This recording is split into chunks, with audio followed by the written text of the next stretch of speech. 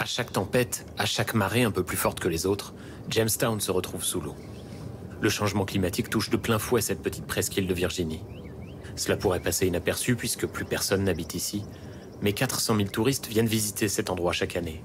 On était venus il y a 30 ans avec nos enfants et aujourd'hui on est revenus avec nos petits-enfants pour leur montrer là où tout a commencé pour l'Amérique. En arrivant, on tombe assez vite sur une statue entourée d'enfants. Son visage ne vous dira sans doute rien, pourtant son nom est mondialement connu. Pocahontas, la vraie. J'ai vu le film, c'était bien. Le dessin animé de Disney raconte son amour pour un bel Anglais venu conquérir le Nouveau Monde.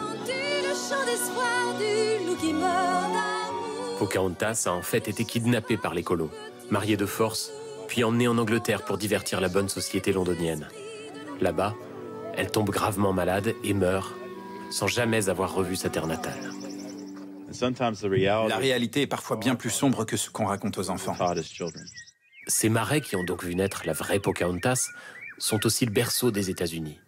Il y a plus de 4 siècles, une centaine d'Anglais, harassés par 5 mois de voyage en bateau, posent le pied au Nouveau Monde et fondent un village, Jamestown, dont les vestiges se visitent encore aujourd'hui. Un témoignage historique inestimable, mais qui pourrait bientôt disparaître. Autour de Jamestown, l'eau est partout. Le danger le plus évident, c'est la rivière.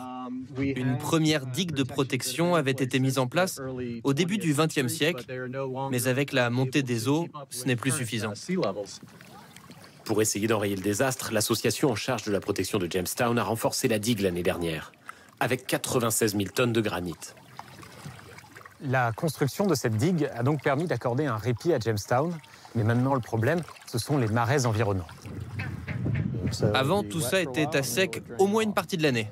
Et maintenant ? Maintenant, ça reste tout le temps sous l'eau. Petit à petit, les zones humides gagnent du terrain, jusqu'à parfois venir submerger les fouilles archéologiques toujours en cours ici. À chaque inondation, c'est quelques traces du passé de l'Amérique qui disparaissent. Voici un morceau de chope à bière, probablement des années 1680. Je suis ravi qu'on l'ait trouvé. Alors, c'est désormais une course contre la montre pour sauver des eaux et de l'oubli tous les petits trésors qui racontent la vie des colons, celle des Indiens comme Pocahontas ou celle des premiers esclaves sur le sol américain. On vient tout juste de découvrir une autre partie du village, là, derrière moi. Après 30 ans de fouilles. Mais dire que tout ça va bientôt se retrouver sous l'eau... Les prochains travaux de sauvegarde devraient coûter 50 millions d'euros. Beaucoup trop pour l'association en charge du site.